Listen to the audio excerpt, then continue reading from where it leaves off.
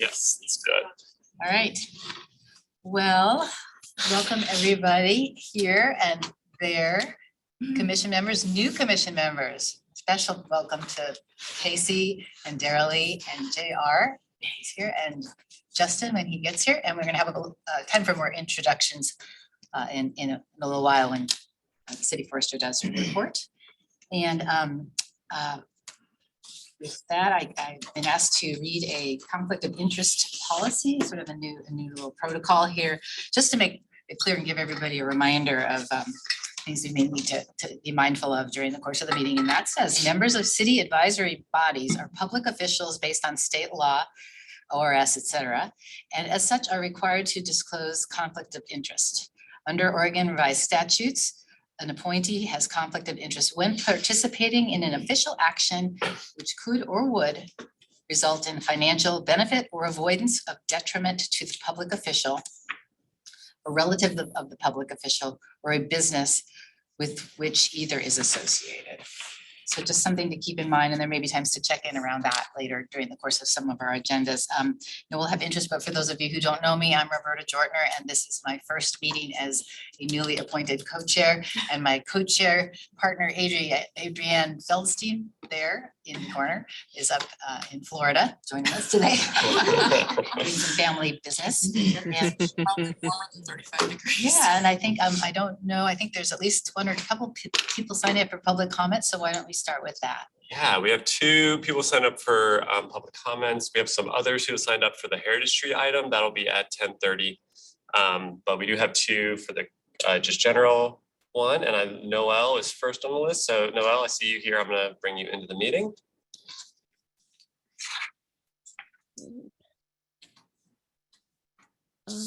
Hello, everyone.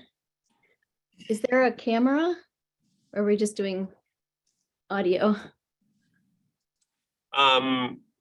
There's a camera for the room here. We don't see your video, but we can hear you. Okay, great. Wonderful. Well, co-chairs Jortner and Feldstein, members of the commission, thank you for this opportunity to welcome all the new members. My name is Noelle Studer-Spivak. I'm with Families for Climate. And I just want to take a minute to appreciate your service and just share how excited I am to be engaged with you as a tree canopy leader in Portland. I hope you'll think of the Shade Equity Coalition as an ally in the work that you're embarking on. We are a group of up to 17 organizations that teamed up after the heat dome, the deadly heat dome of 2021, to really start encouraging Portland in a, I guess, comprehensive way to really think about the barriers to shade canopy. And we were able to show up and help testify and gather public input. So please feel free to reach out to us. The coalition is co-chaired by Brenna Bell of 350 PDX and myself with Families for Climate. Thank you so much for your time, and I wish you a great year. Thank you so much, Noelle. All right, and we have one more, Meryl Reddish. I know Meryl is calling in. I see 2 phone numbers calling in. Meryl, if you can press *9 on your phone, that'll raise your Zoom hand over the phone. Then, oh, perfect, thank you. Bringing you in now.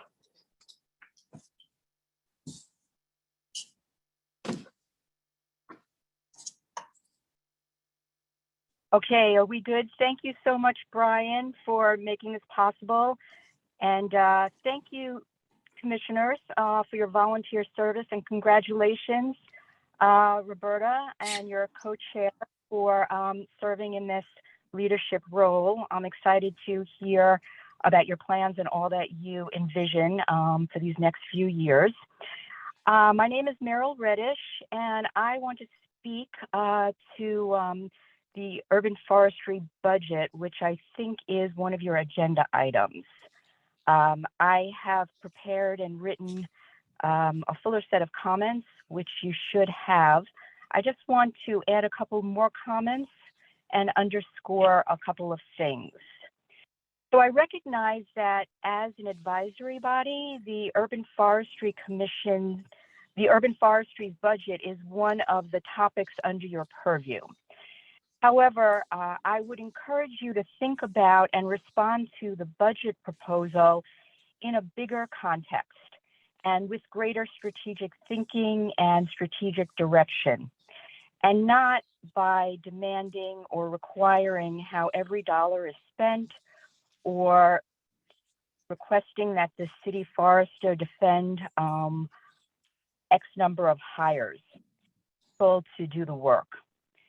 The Urban Forestry Commission is advisory and not oversight, and there is a difference. My next point is that I want to just share how excited and thrilled that I am to see that urban forestry within Parks and Recreation finally has new money after decades of being under-resourced. They finally have the opportunity to realize much of their potential, of course, not all of their potential, but a lot of their potential and vision at a high level. And I would ask us to think about supporting that as a community, and as a commission. We all care about trees, and this is an opportunity with this new funding for at least another 5 years, hopefully for longer, to see that vision through and to finally have the resources to make some things happen. And finally, to those points, I would just stress that the city forester, Jen Cairo, now has served in her capacity for over 10 years, and some of her staff have served even longer. I trust that these are people who know the complexities, issues, and some of the solutions needed to effectively manage Portland's canopy. And why do I think that? It's because they do it every day.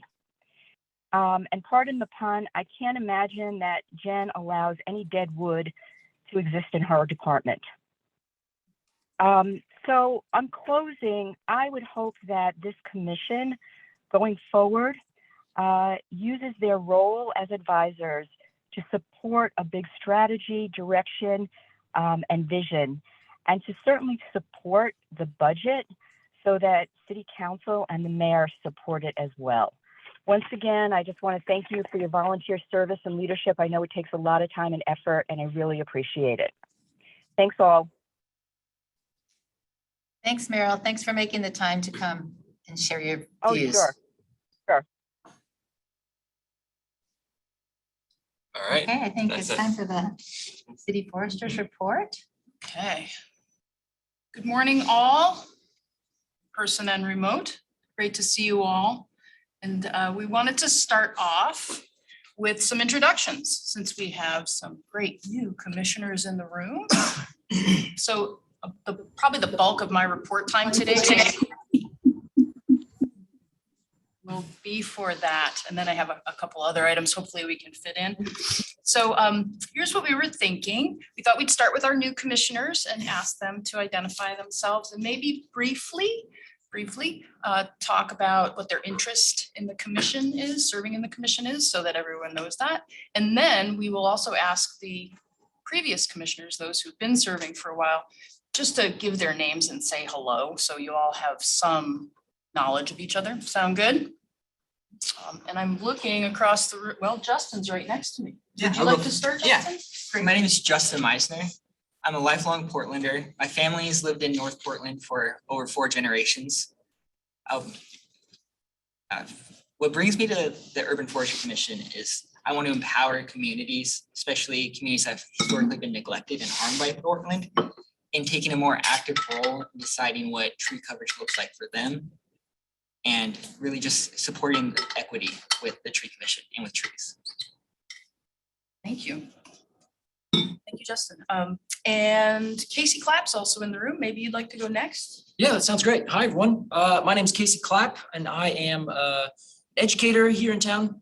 And initially grew up in Portland, but moved quite a bit around, and actually worked with the city of Portland as an inspector for a number of years. So my main goal to get on the commission here is mostly to give back, no longer working for the city. I wanted to still be involved with urban forestry at a high level. And as a volunteer for this commission, that was a good opportunity. I also have been working as an arborist for about a decade. So I have a lot of experience in arboriculture, urban forestry, how trees work, how regulations affect the people that are inside of a city.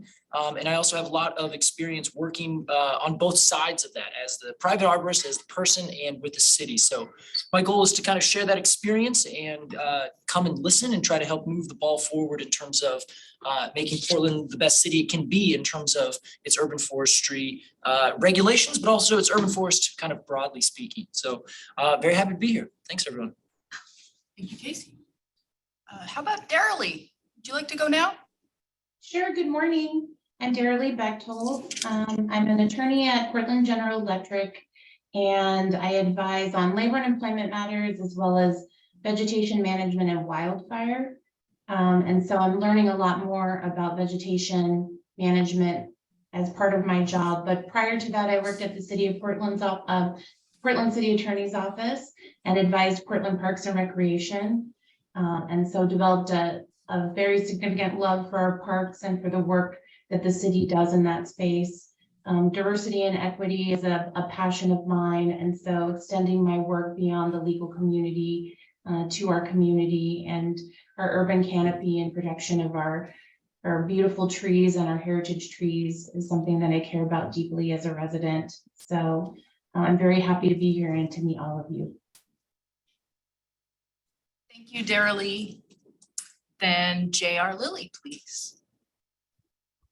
Good morning. Yat Lily Nisha, Tachini Nishle, Sajikana Bushichin, Tachini Dashachedoa, Tabahanda Shanala. For those who don't speak Navajo, my name is J.R. Lilia, part of the Red Rents Water people, born for the cliff dwelling people. My mother's father is part of the Red Rents Water people as well. My father's father is part of the Edgewater people. Born and raised in Window Rock, Arizona, capital of the Navajo Nation, the largest Native American tribe in the United States, but been in Portland for the past 10 years and loving it. In my community, we refer to the trees and the plants as the one-leggeds, and advocating for those who may, uplifting those voices of the one-legged and the medicine that they play in our lives is very important to me. And that passion has led me to serve on, so I wear a few hats. One being I'm on the board for the Portland Parks Foundation. I've served in the Budget Advisory Committee for the Parks Bureau. I sit on the East Portland Parks Coalition and the Native American Community Advisory Council. And I am a tree steward. For those who love the program, shameless plug. And I'm just happy to be here. I'm passionate about all these conversations. Thank you very much. Thank you, JR. Maybe our chairs would like to go next. How about Adrian? Hi, I'm Adrian Feldstein and co-chair of the Urban Forestry Commission. Been on the commission a couple of years, and I'm a public health physician. Thank you, Adrian. Great precision and concision as well. Thank you. Roberta. I'm Roberta Jortner, and I've been on the commission a little over a year. And I used to be employed with the City of Portland as an environmental policy and planning person for about 25 years, and have a lot of experience with urban forestry issues, policies, plans, climate plans, and so forth. And I'm happy to be here in this role. I also volunteer on the Urban Forestry Commission Policy Committee as well. Thank you. How about Leah? Hi, I'm Leah Black, and I am an educator focused on STEM education here in Portland Metro. And I've been on the commission, oh my gosh, how long has it been? 2 years? A little over 2 years, I think. Yeah. Thank you, Leah. Bruce. Hi, I'm Bruce Nelson. I've been a certified arborist for over 25 years. I'm a retired horticulture instructor, and this is my 5th year on the Urban Forestry Commission. Welcome to our new members. It's nice to have you here. Thanks, Bruce. Megan. Hi, I'm Megan Vandemark. I use she, her pronouns. I'm an enthusiastic North Portland resident, and my day job, I'm the Deputy Director of Front of Trees. Thanks, Megan. How about Ivory? Hi, everyone. I'm Ivory Hian Acho. I've been on the commission for a little over a year, and in my day job, I'm in risk management for Multnomah County. Welcome. Thank you, Ivory, and Melinda. Good morning. I'm Melinda McMillan. My day job is I work in a local landscape architecture firm. I'm an architect and urban planner, and I am no longer the newest urban commissioner. So welcome. Thank you, Melinda. And that rounded out our commission. I'll just take a moment to say too, thank you all very much for your volunteer service. And it does take energy and time. And I thank you all for being here and advising me and our program in the city. Now I'm going to move on to another item. And there was some related to the budget request that Parks is putting in related to urban forestry. There were some questions around the trainee positions that are being requested for starting a trainee program. And I wanted to point some things out about that request and its context with other our apprenticeship type programs in the city. So there were email was sent with some college programs listed, community college programs in the area. I want to point out those are academic training programs. So those are things people pay to participate in. That's not the same as a trainee or apprentice position. And there were also some workforce development programs listed, such as the Blueprint Foundation and Friends of Trees. Those are pre-apprentice programs that are meant to help folks get interested and introduced to arboriculture. And those are usually part-time or shorter duration. They are paid, fortunately. They focus on general job readiness skills. And urban forestry, the city's program, has been involved in those programs, such as being a host for some of the Friends of Trees workforce interns. What we're proposing, however, is a little bit different. It's an actual trainee program, which is a paid work experience combined with learning that typically lasts anywhere from 9 to 12 months, and that's at a good pay rate, like a living wage. That's followed by eligibility to get hired into that role that the person just did the training for. And it's recognized in Portland by many of the community partners in the city and in many communities really across the country that this type of paid learning and on-the-job experience that leads to a good paying and benefits position is needed. There's a gap, and that we're hoping to start to try to fill that gap. This is something we also need for our own recruitments. I think we're all aware that arboriculture and urban forestry are historically white and male professions in this country. And one of our goals in urban forestry is, among others, not only to serve, have trees in the forest and the city's programs serve Portlanders equitably, but also to reflect the people that we serve. So to be a diverse workforce that has all of that texture and background right in our skill sets of our staff. And to help you understand that context, right now, about 28%, this is from an October of last year employee survey that the Parks and Recreation Bureau does pretty much annually, but 28% of the urban forestry staff that are regular staff, so not seasonal or part-time, but people like Brian, Nick, me, and Ashley who are full-time. 28% were people identified as people of color, and that's up from 11% in 2012. In Portland, our population is about 30.5% people who identify as of color. And also in that October survey, 28% of the urban forestry regular staff identified as women. And that's up from 21% in 2012. And in Portland, there are just over 50% women, people who identify as women. So some progress has been made, but there is a lot more to do, much more ground to cover. And the trainee program, something we've been working on for many years, was actually part of the Parks and Rec 5-year equity plan to have an arborist trainee program to kind of start things off. This is one of the many ways that we're hoping to add that kind of ownership by everyone of urban forestry in our arboriculture.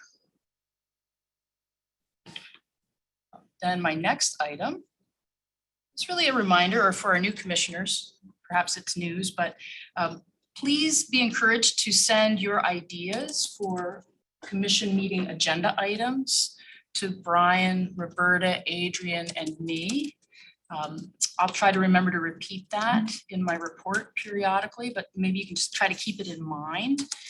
And I'll refer you to the city code if your questioning is something relevant or appropriate to bring to the commission, because the code section on the commission does spell out to some degree what the role of the commission is, which is advising on policy. And please know there are always more potential agenda items than time. That's kind of inevitable in an organization like ours. So when you send your idea, if you could also mention in there why you think it's a good agenda item, and keeping that higher policy level perspective in mind will be helpful. Okay. Then the other item I have, speaking of employment opportunities and having the professions of urban forestry and arboriculture reflect all the people they serve, we have a number of job openings right now in urban forestry that I want to make you aware of.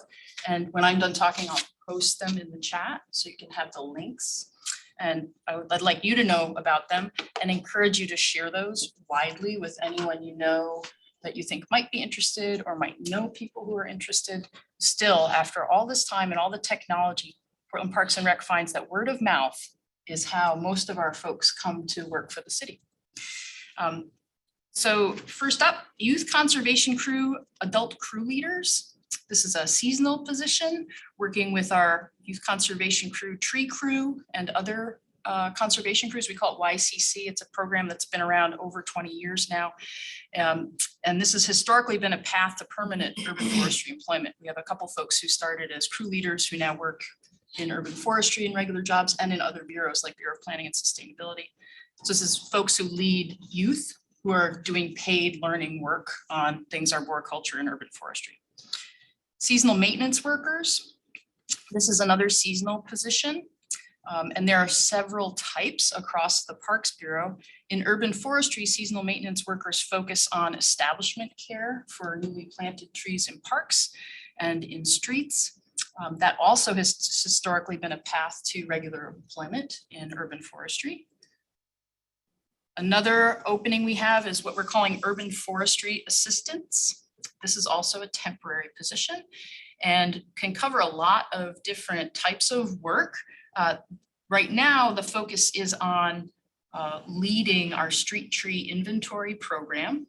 Last year was the first year of the re-inventory of street trees, which is largely done by volunteers.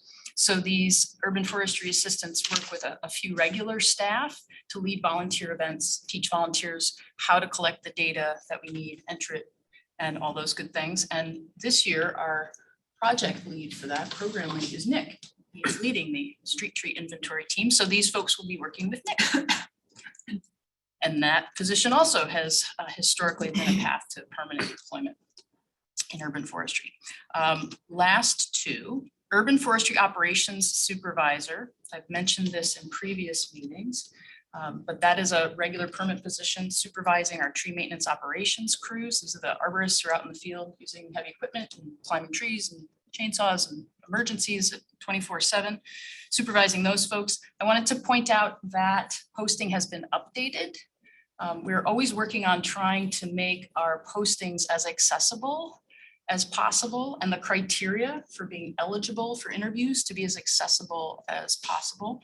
So we've done things like instead of requiring certain certifications or skills as a qualification to be eligible, instead what we do is say that those are things folks will be expected to obtain while they're probationary if they get hired. Does that make sense? That was a lot of city speak potentially, but here's an example. Instead of saying this position requires one to be a certified arborist, for example, among other things, there's actually several qualifications. We don't require that of applicants. It's something that we talk about in the posting so people are aware of it. And instead, what we say is they have to be able to attain those certifications by the end of their probationary period, which in this case is 9 months. And we found that gives us a much more robust and diverse applicant pool. Again, if the field is white and male, and we keep asking for the same things that have made it white and male, we're going to get the same thing. So we're always trying to change that to make more access. So check that one out because it looks different than it did before. And that was just one example of how it's different. And then the last paid position that I'll mention is tree inspector. That also has been updated. So another one where we've been working on trying to get more great folks through the door to have the opportunity to do that work.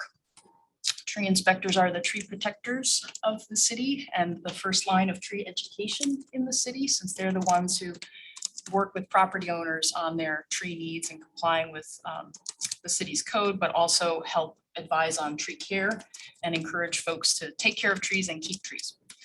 So a very important role, and there's a couple openings in that one. And I'll mention there's 2 volunteer opportunities that are open right now. The Portland Clean Energy Fund Benefits Fund Committee is looking for members. And also the Parks Levy Oversight Committee is looking for volunteer members too. So those roles would be similar to what you all do here in regards to trees, but in those subject areas. And again, I'll post those in the chat so you'll have the links and be able to please share them around. That completes my report. If anyone has any questions, and we still have time, if I didn't go too long, feel free to ask. If there's no questions for Jen, I just want to say welcome to these 2 folks that I don't know who you are. Maybe you can let us know who you are. Yeah, so I'm Dominic, I'm the newer arborist reps for Bartlett Tree Experts. And yeah, I just heard about the meetings. I just wanted to, I work with my territories of northeast and southeast Portland. So definitely do a lot of permitting and stuff. So I just wanted to introduce myself and kind of, interact with you guys. So folks. Great, welcome. Great to see you here. Thank you. Welcome. Thanks for coming. Good morning, everybody. My name is D'Angelo Moaning. I serve as the first vice president of the NAACP, and I'm also the economic development chair. And I'm here to support the Burtons for their request to delist the heritage tree. Welcome. Thank you. Well, our next item is presenting a couple of items of correspondence that have been forwarded by the Urban Forestry Commission Policy Committee. And Bruce Nelson and I co-chair that. And I think given that Jen talked about the arborist training program in the budget, why don't we start with that one? There was a letter that was developed with the input of the Forestry Commission Policy Committee. There was a robust discussion at our January meeting about the budget proposal that we heard about from Portland Parks and Recreation and Urban Forestry. And there was a lot of questions. There was some concern that we didn't have as much information as we needed initially to develop the letter of support. I'm sorry.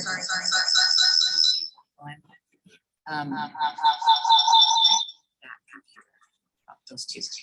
Anyway, Brian provided more information that we use that is infused and paraphrased in this letter.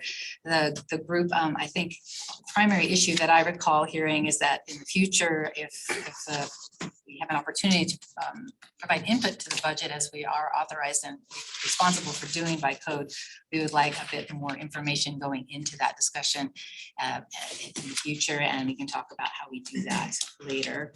The other thing that the policy committee felt strongly about is that the budgets of other bureaus, such as the Bureau of Environmental Services, Portland Bureau of Transportation, and others that are in support of the urban forest also be addressed in this correspondence.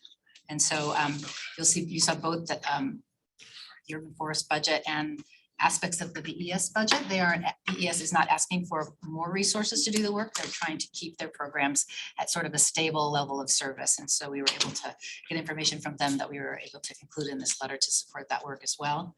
And so I guess it's open to the commission members for discussion and the decision as to whether you're comfortable having the Forestry Commission submit this letter in support of the budgets that are up for the next fiscal year. And Adrian, if I don't see hands in the Zoom, I'll watch for them too, but you can also chime in if there's people who are asking to speak. And I'll just add one thing that to the new members who haven't been at the meetings where they've had briefings on the budget, it's perfectly okay to abstain from voting on this since you haven't really had a chance to review all of it. So. So are there questions or comments on the letter? Yeah, Bruce. So I'm gonna move that UFC adopt the letter that you proposed, the draft letter. Okay, we have a Second. we have a motion. I for second. Bruce- Motion for Bruce Nelson and a second from Adrienne. Any discussion? It's like Megan. Looks like there's a hand. Yeah. Oh, my comment was before we vote, let's give an opportunity for discussion. So that was my only comment. I don't actually have a comment.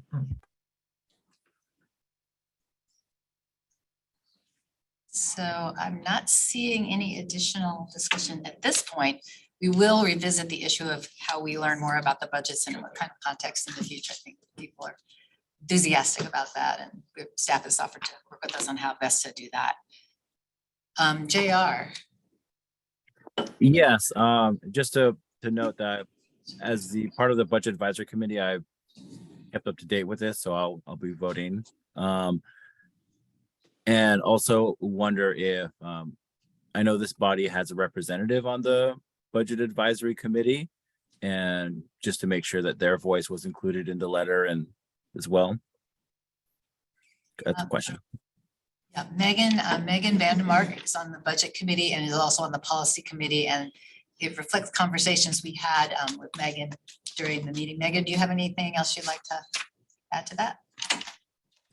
I don't. I mean, I always think that when we're putting together letters, we're trying to represent a diversity of voices. So I wouldn't say the letter isn't entirely a representation of my personal opinion, but I think it's representative of a myriad of comments that were put forward. So, you know, and I'm always aware that because I am a representative, I get more opportunity to give those direct comments in the BAC setting. So probably try to let other voices come forward more in the letter.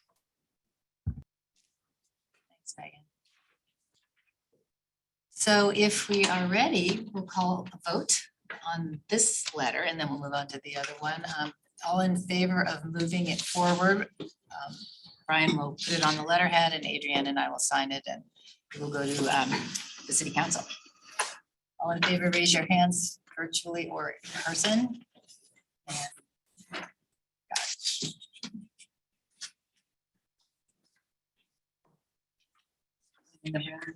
People in favor? Opposed or abstaining? Okay, Leah's in favor. Bruce? Bruce is opposed? I abstain. Abstain. Also abstain. Okay, JR abstains. I'm giving that up for Ashley, who's trying to keep track here. Okay, thank you very much. The next one is fairly simple. For the new members, last meeting, Commissioner Dan Ryan came and spoke with us, just introducing his relationship to this program and to the commission, telling us what he what his priorities are and hearing from the commission members what we are here for and what our priorities are, and then touching on a few issues. And so basically, we felt it was important to thank him for that time and to kind of reiterate some of the points that he heard so that he has it on his radar, and also offer to work with him and collaborate with him and his staff in the future so that we sort of have an entree into working with him on various issues of concern. So this is basically a thank you letter, and it does reflect comments from policy committee members as well. Any questions about the letter or comments? Does anyone want to make a motion about whether to forward it or not? I move to forward it to Commissioner Ryan. Thank you, Leah. Any second? I'll second. Bruce seconds. All in favor? Hands, please.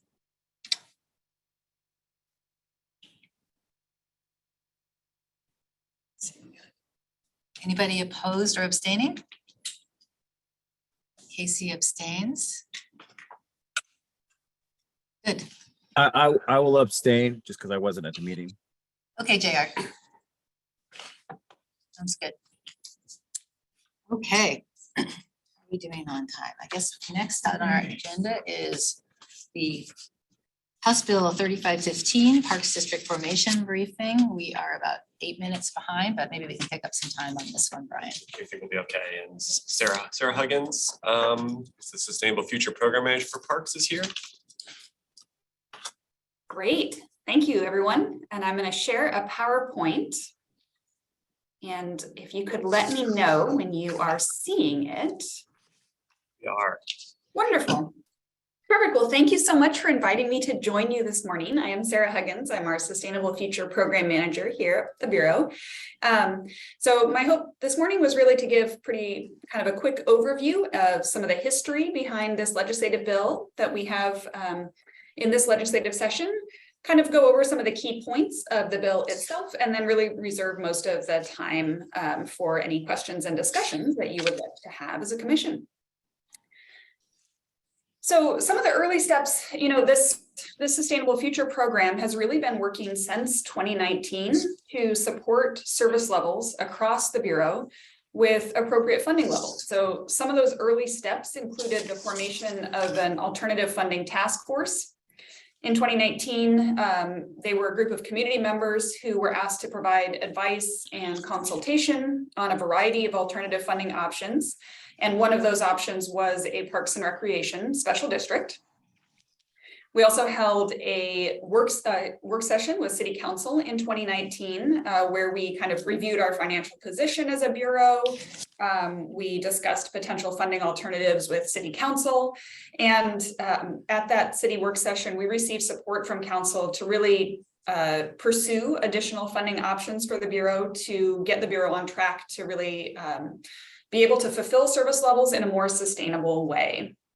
So at that time, specifically, City Council encouraged us to continue pursuing a variety of options that included income tax, a temporary levy, formation of a special district, capital bonds, and also a food and beverage tax.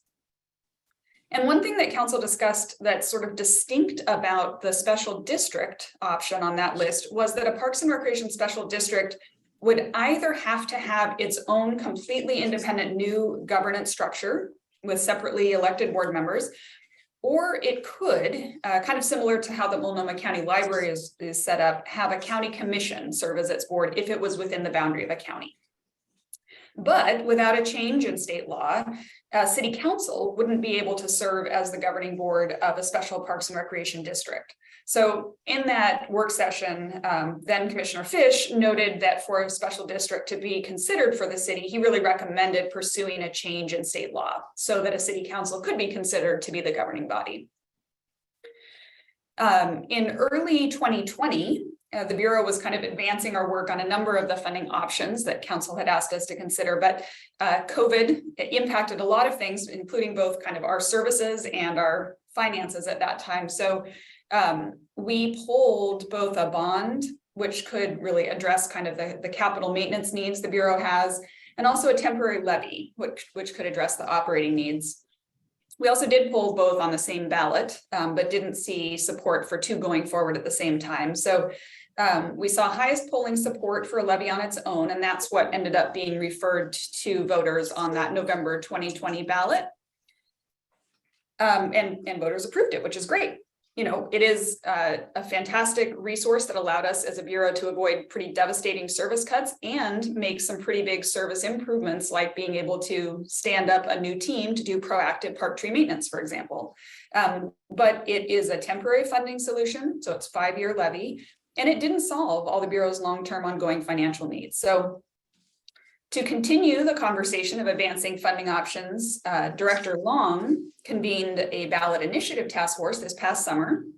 And that group met 3 times between July and September to review, again, kind of the Bureau's funding position and provide input on a number of funding options and next steps. There were 12 members on that task force, including representation from the Urban Forestry Commission. Thank you, Daniel, and JR was also on that task force. So thank you both for participating and providing your input. At your Urban Forestry Commission September and October meetings last year, I attended to give updates both on kind of our funding position and the work of that ballot initiative task force. So this next slide is actually one that I shared in your October meeting, but it was the summary of kind of all of the funding options that that ballot initiative task force was considering. And the ones in bold at the top were the ones where the majority of those task force members advised that we continue investigating and moving forward on. I've highlighted kind of the special district as one of those three. And a key difference here, I'll highlight, back in the fall, we kind of walked through in more detail each of these, but one thing I want to flag here is really that when it comes to the property taxes, a key difference between a special district and a temporary levy, in addition to kind of the governance difference between the two, is that a special district does include the option for a permanent property tax rate, whereas temporary levies are limited for 5-year terms. So this is actually another slide that I shared in that October update of kind of where we were headed in terms of next steps to support a more financially sustainable future for parks. And one of those things that we had discussed was moving forward a potential bill in the 2023 state legislative session to change statutes so that a city council could be considered for future voters as a governing body of a special district. So we worked with our Office of Government Relations here within the city to prepare an issue paper in the fall outlining that. And then this past January, our city council approved this item as part of their city state legislative agenda. So we took another step forward. We actually received a chief sponsor. So Representative Travis Nelson from North Portland agreed to be the chief sponsor for the bill. And Representative Wah Wen from East Portland has signed on as a co-sponsor as well. A little bit about the bill itself. So first and foremost, it doesn't actually create a special district. But what it does do is it amends the Parks and Recreation Special District section of statute to allow for an additional governance option where in cities with over 600,000 population, right now in Oregon, that's just Portland, a city council could be considered as a governing body for a Parks and Recreation district that was within a city boundary. So that's a pretty big deal. It is, we're not necessarily trailblazers on this. So this is really similar to what happened in Washington. In 2002, they amended the Washington statutes so that a city council could be the governing body for a Parks and Recreation district. And then in 2014, Seattle created a Parks and Recreation district using that model, where the Seattle City Council is the governing body of the Seattle Parks and Recreation District. And Olympia did that a year later as well. And what we've seen in sort of talking to Seattle, for example, is that that has worked really smoothly to support continuation of sort of a variety of services across their, the Parks and Recreation system. So, it has a couple of key features. One of them is that not only does it have sort of a guaranteed permanent rate as opposed to a series of temporary levies, which had supported Seattle Parks and Recreation, but when they took the idea of the district to voters on the ballot, Seattle City Council had signed an intergovernmental agreement with a prospective future district that if it was created, the city of Seattle would maintain its present levels of funding for the park system as well. So in effect, they kind of showed voters that they were willing to agree not to use the district and any revenues associated with the district to backfill any other city of Seattle services, that they would maintain their level of funding and in fact sort of increase it with inflation over time, which they have done since the district was formed in 2014. So it really gave Seattle Parks and Recreation both kind of a guarantee that they could count on in terms of their ongoing general fund support and a sustainable guarantee that they could count on in terms of kind of property tax revenue to support the continuation of their services. So again, this bill doesn't actually make that district, but what it does is it adds an additional governance option that future voters could consider here in Portland as well. So we would love it if the Urban Forestry Commission would like to discuss and see if you would like to join on with other organizations who have signed on to kind of endorse this concept and this bill in this session. Folks are also able to, endorse us as individuals as well, but I will stop sharing now and would love to hear any discussion or answer any questions. Questions from folks? Bruce? Why is this only listed for 600,000? It seems like it seems like it would be a benefit to many cities, municipalities in Oregon. And it also seems like you could garner more legislative support if it applied to a broader population. So I was wondering why you specifically picked 600,000. The other thing I'll throw out, right now, Portland has a census population of 640,000. Does that mean if the population of Portland dropped below 600,000, this would no longer apply? Yeah, so great question. The initial draft of this bill didn't have a population limit on it. We were advised there's an organization in the state called the Special District Association. And we were advised by them that if we didn't restrict this to being specific to Portland, this would be sort of their #1 bill that they looked to prevent moving forward. And they're a pretty strong lobby. So that was sort of a negotiation that our Office of Government Relations led to hopefully give this a better chance of moving forward. In theory, if our population dropped below 600,000 before a district was formed, that could be something that we would need to amend. It wouldn't impact it if a district had already been formed.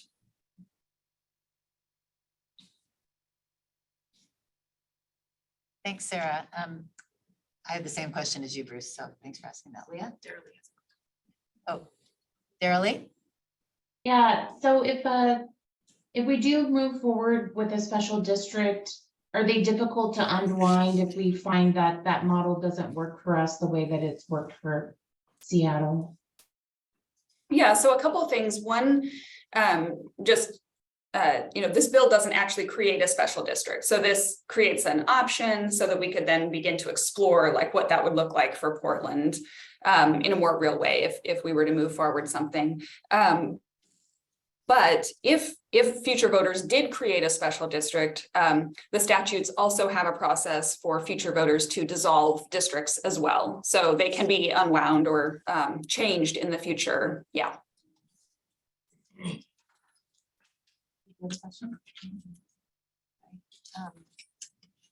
Could you, Sarah or Brian, talk a little bit about the Forestry Commission's role as an endorsing body and how that works? Because to my knowledge, and we had this conversation with former Chair Vivek Chandas, that this hasn't really happened before, and maybe you could explain a little bit how you went through the code and the bylaws and how we came to the sense that we actually could do this and it would be authorized. Yeah, I think Sarah might be in a better position to answer that. Yeah. Sure. So as I understand it, we did get some advice from our city attorney to make sure that we weren't asking you to do something that you couldn't do if you didn't want to. But as a city advisory body, you could join the city and kind of lend your advice to supporting something that the city is bringing forward. So what that meant to me was, that the Urban Forestry Commission, if our Office of Government Relations gave you guidance that you could join and you could, could support the city's position on something, then you could lend your voice to that. So the Office of Government Relations has given that approval because that was required. Yeah. Yeah, exactly. And I did go through the bylaws, and there is a section that anticipates that the Forestry Commission will be asked at times, occasionally, to submit letters of support for to other governing bodies outside the city. So I think it was anticipated that this kind of position taking might be able, as an advisory body, could happen. Exactly. I think Megan is next, and then JR, then Bruce. Yeah, I just would love kind of an idea around timeline, right? Both for kind of this portion of it, but clearly it's enough of a priority within the plethora of options being explored. So let's say it is, this moves forward, kind of the timeline for that, but then also the timeline for exploring the options, including this. I'm just a little curious about. Well, so for context, it took Seattle about 12 years after Washington changed their statutes to put their special district on the ballot. What we do have our eye on, though, if it was as simple as more of like just a funding mechanism and all the employees delivering the services, state city employees, all the assets, state city assets, that might be and that's what Seattle did. That might be a simpler one to put into place. The parks levy would need to be either renewed or replaced on the November 2025 ballot. So that is kind of the, an early possibility to think about taking what otherwise would be kind of another temporary step forward and turning that potentially into a more permanent step. But it also might be a far longer timeline than that. Great. And JR? Thank you. So could you speak a little bit more to other entities who support this bill, and what's, do the current city council support the bill and everything? You kind of speak to that, or what the dynamics of that makes them. Thank you. Yeah, absolutely. So yes, city council supports it. City council actually had to support it officially by including it as part of their list of things they wanted to be included in the 2023 legislative session. So it's on sort of the full city of council official vote of things they wanted to move forward. I'm going to start throwing off a laundry list of folks who have signed on. So the Portland Parks Foundation, Rose Community Development, Sport Oregon, Portland Audubon Society, Access for All, Forest Park Conservancy, the Nature Conservancy, Oregon Chapter, 40 Mile Loop, Oregon League of Conservation Voters, Willamette River Keeper, Urban Green Spaces Institute, the Intertwine, Pioneer Courthouse Square, African Youth Community Organization, American Cancer Society, Human Access Project, Hoyt Arboretum Friends, Multnomah Arts Center Association, Familias en Acción, Portland Parks Board, Wild Diversity, North Advertising, Portland Pickles, Flowing Solutions, Portland City United Soccer Club, Oregon Humane Society, and there are more, but that's, I guess, so we've got a lot of folks who have sort of signed on. Portland Business Alliance as well is supportive, so. Sarah, does anyone oppose it that you know of? Yeah, the Special District Association, although they told us that they would not oppose it if we shortened it to just be for cities over 600,000 population, are still opposing it. Perhaps not as strongly as they otherwise would have done, but they are still opposing it. And in a nutshell, their rationale for opposition? Well, as I understand it, they have generally taken a position of opposition for every bill that has been brought forward that does anything to change any statute related to special districts. So I think they see the special district statutes as fine the way they are, and on principle oppose any change to them. Thank you. Bruce? Is there any compression that would result from the formation of a special district? Yep. Parks district. Yes, and that would be true regardless of whether one was created as currently allowed in statute with sort of an independent governing body, or if one was created with a city council governing body. Special districts have, if it had a permanent property tax rate, they would be in kind of the tranche of compression that is things with permanent levies. So that would be, potentially impacting City of Portland itself, Multnomah County, some of the urban renewal areas. It doesn't compress things like schools because local government is a separate tax category from the education tax category. So it wouldn't compress the school districts or things like that. We did some modeling in 2020. We had Portland State actually to do it for us, but of what the cumulative and individual compression impacts would be on each of those entities. City of Portland itself was the highest. but Multnomah County was kind of the second highest, and it was around a $2 million compression impact for them. That's actually a component of the bill, is that if a district moved forward that was proposed that did include a permanent tax rate, Multnomah County would get approval of it going to the ballot. So they would have an opportunity to negotiate for mitigations for that compression impact. Yeah. Great question. Anybody else have, Adrian? Yeah, just quickly, I wanted to say, because I didn't say it earlier, that I'm also on the Portland Parks and Rec Board. And so I've been hearing about this for quite a while, and probably much more deeply than we have been in urban forestry, and really wanted to strongly support that and encourage Urban Forestry Commission to join on in support of this. As you heard, it's essentially, it doesn't say we are supporting being a special district. We are supporting changing the law so we have the ability to more deeply think about being a special district.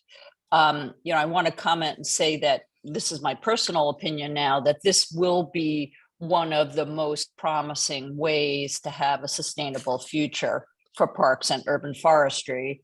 And, that probably we're going to have to do multiple things.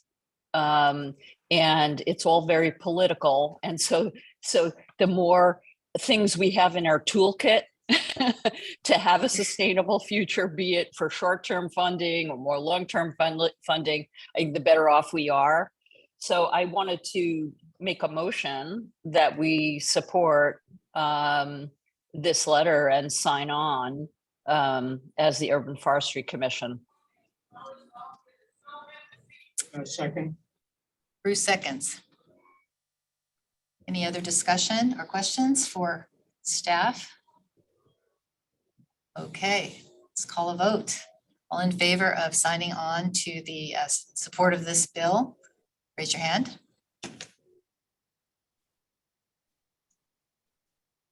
Anybody opposed or abstaining? Unanimous support. Thanks a lot. Great job, Sarah, explaining stuff. Thank you all. Thanks for your hard work on this. Okay, we'll move into our next agenda item, Heritage Tree 26, listing request. And I think I will turn that over to staff to, there was one thing that we were going to ask, is anybody on the commission had any involvement with this item, other than having received copies of comments from Bruce? I've looked at the site twice, once yesterday and once about 3 weeks ago. Good for you. But I have not entered the private property, just from the street. Yeah, that's not a conflict, right? I'd like to mention that I've lived in North Portland my entire life, and I pass by this property every day to and from school. Good. But, and no conflict of interest Yeah, here. that's excellent. Thank you, Justin. I also do. I have led tree tours around the city. I stopped at this tree twice for the last time.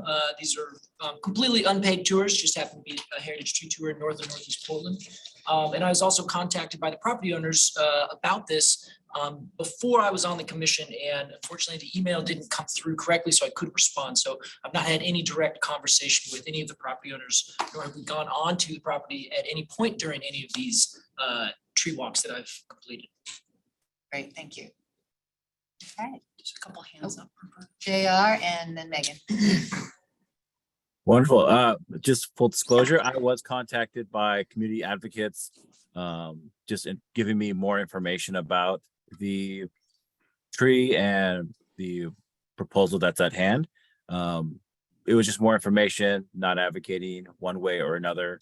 And I don't see any conflict of interest, but just so you know, I did receive a copy of the letter from the NAACP about it, which I forwarded to Brian. Yeah. Great, thank you. Megan? I will share I've passed by the tree, and I did speak to Victoria at the last Urban Forestry Commission meeting, separate from the conversation. Okay. Adrian? Yeah, this isn't a conflict, but I do have intimate knowledge of the tree because I actually lived in Mississippi Lofts on the 3rd floor for 3 years in the, let's see, would be the southeast corner of Mississippi Lofts. So the canopy of that tree was right proximate to the apartment. Great. I mean, I see it as a benefit that Forestry Commission members are familiar and with the vicinity, have lived there and are familiar with the property and the tree for a better understanding, more enriched understanding of the situation. So turn it over to Jen and Nick. It'll be Nick this way. Okay, thank you. Good morning, commissioners, and welcome guests.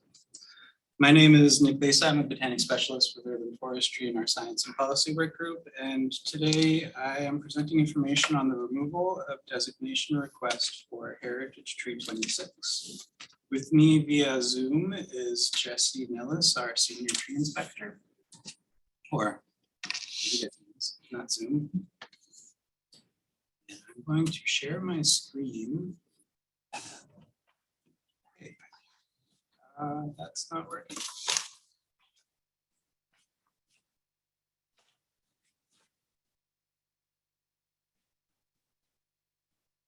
Okay, there we go. I think there we go.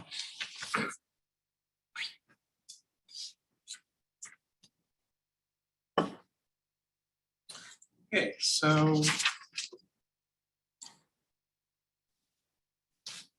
so over the next hour, we're going to cover Heritage Tree Program background, just for some context.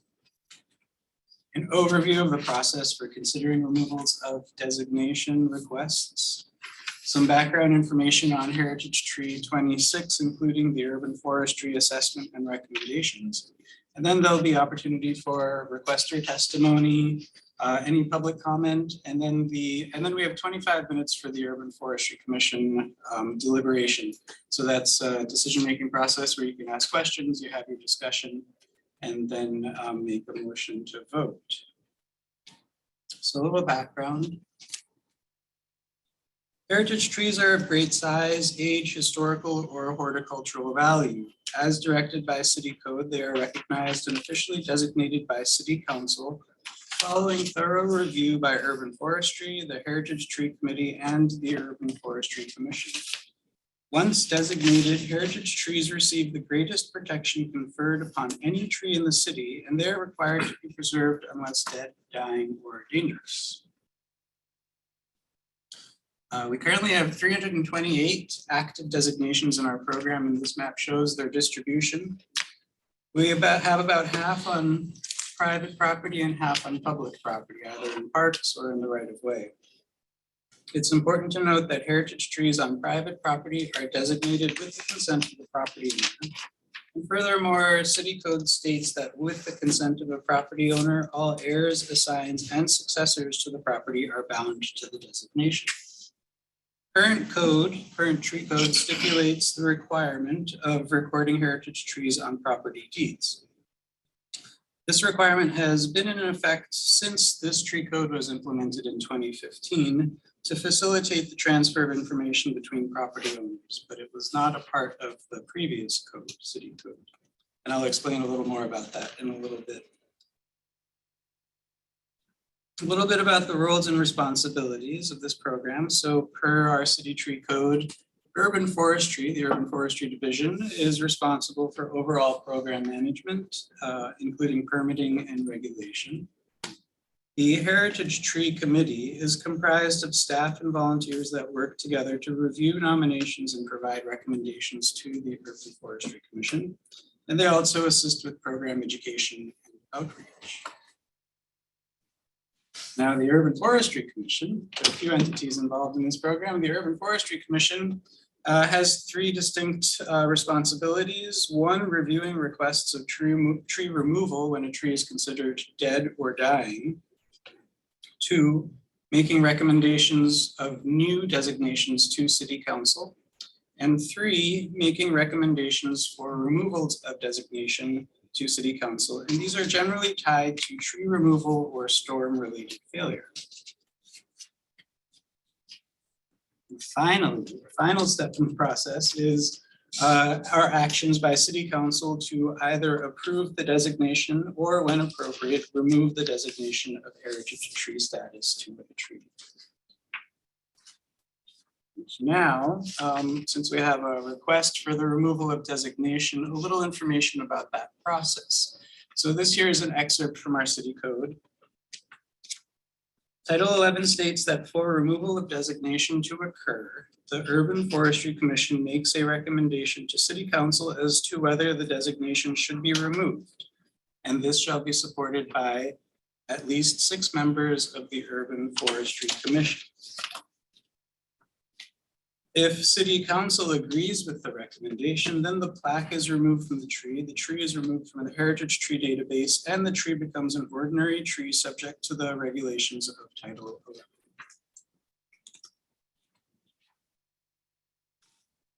So the process today, for you as the Urban Forestry Commission to consider whether the designation is appropriate is to review the assessment by Urban Forestry and recommendations, review the requester testimony and any public comment. And then, as I mentioned, you'll have an opportunity for discussion, to ask questions, and then we'll make a motion to vote on this topic. So now a little information about the tree itself. Heritage tree number 26 is an English elm located in the front yard of 4124 North Mississippi Avenue, which currently has a residential building on it, but the property is zoned as commercial. The tree is 5.5 feet in diameter and was likely planted when the house was built in 1896, thereby placing it among the older elms in our city, around 130 years old. It is also one of only 2 trees of this species in our program, and one of only 4 trees in the Boyce neighborhood. And just to note, I'm using the original pronunciation of the neighborhood, Boyce. Some people say Boyce, but I'm going to say Boyce for this presentation. It was designated in 1994 by the previous property owner. Although at the time of designation, City Code did not require recording of heritage trees on property deeds, it did bind all heirs, successors, and assigns to the responsibility of the heritage tree. All heritage trees have plaques affixed upon their trunks identifying them as heritage trees, and as standard practice, Urban Forestry conducts regular site visits for plaque maintenance and to connect with property owners regarding their responsibilities as stewards of these special trees. Our records show that since the current owner acquired the property in 2001, staff have visited this tree and had positive interactions on a biannual basis, with the exception of the pandemic years. As one of the largest trees in the Boyce neighborhood, considered one of Portland's low canopy neighborhoods, this elm provides many important public health and environmental services for the community, including improving air quality, absorbing greenhouse gases, reducing heat island effect, reducing stormwater runoff, improving physical and mental health outcomes, and reducing the effects of climate change. As you can see from this screenshot from Google Maps, on a hot summer day, the expansive canopy of this elm provides much needed shade, functioning like an air conditioner to cool the air for this neighborhood. And now, my colleague Jesse will provide information about the Urban Forestry Health Inspection and recommendations.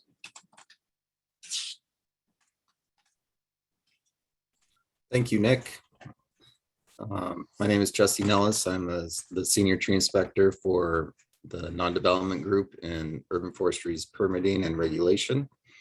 And it's good to see you all on the Urban Forestry Commission.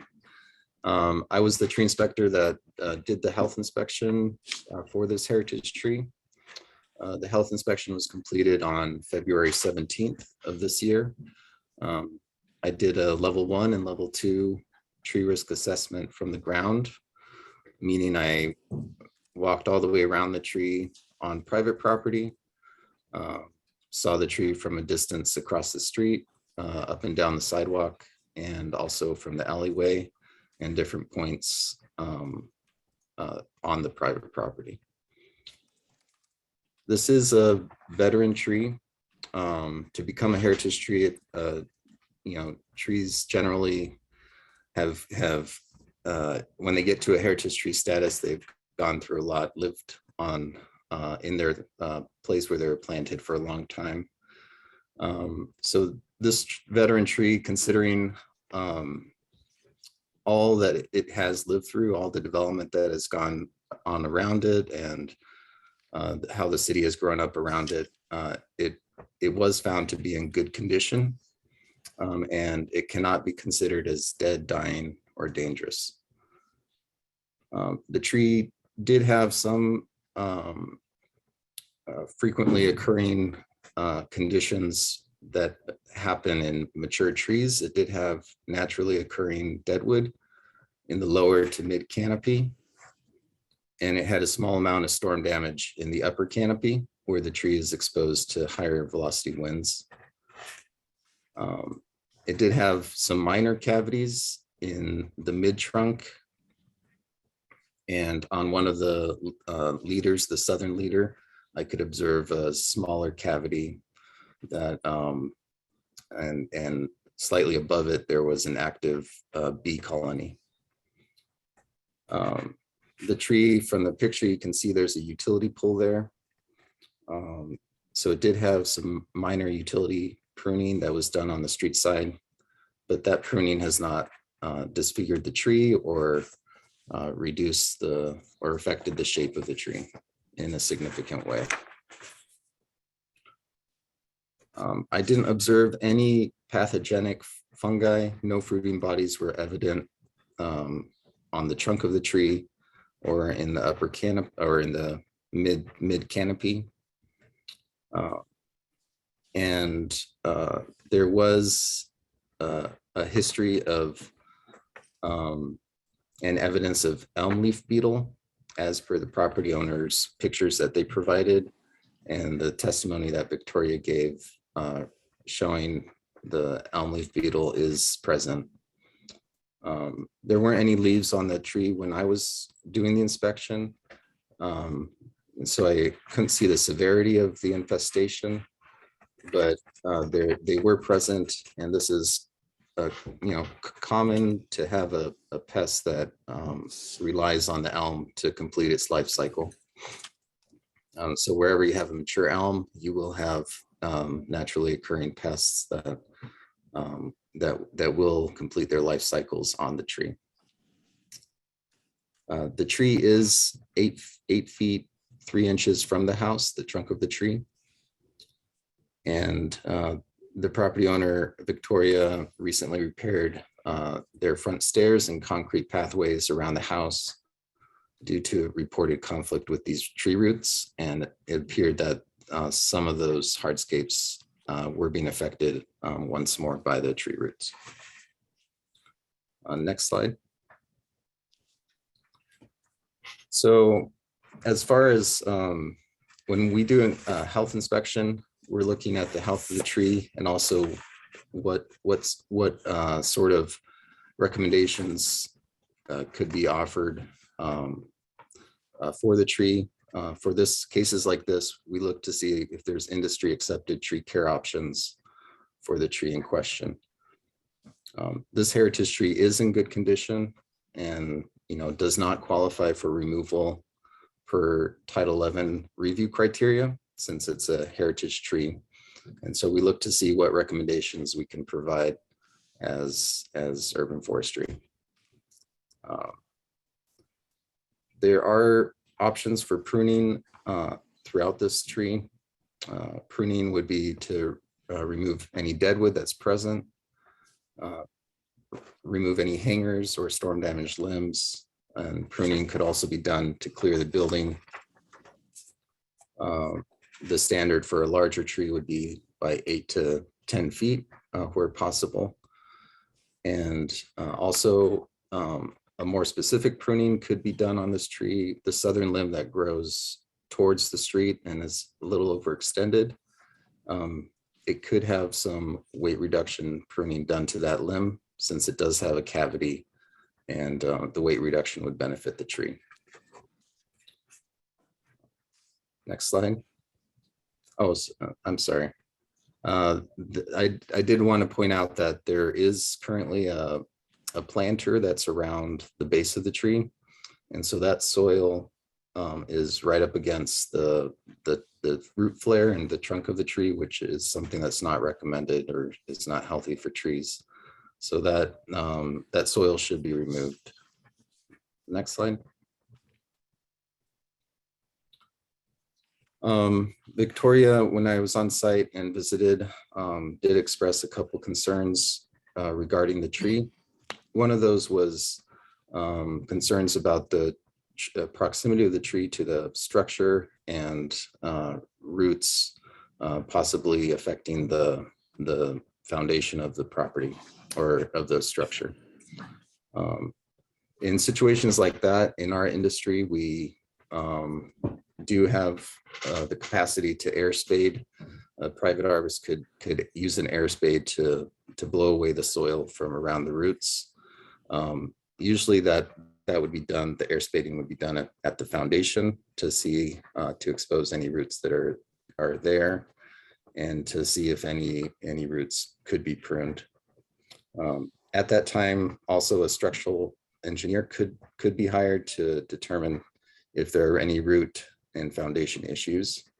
And usually that's a conversation between the arborist and the structural engineer to see if there's any root pruning that would be necessary. The other concern that Victoria expressed was the elm leaf beetle infestation. Our industry also has insecticides that can be applied to the tree to interrupt the life cycle of the elm leaf beetle. Typically, this sort of pesticide is injected into the root flare of the tree as a systemic injection.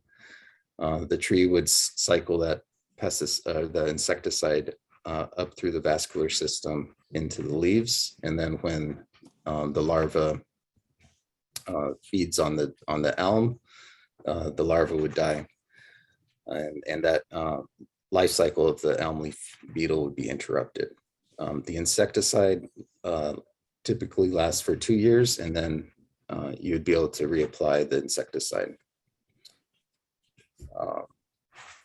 The 2 permits that we could issue for this tree, one was an insecticide application permit and one was a pruning permit. And both of those permits have been issued and sent to the property owner as requested.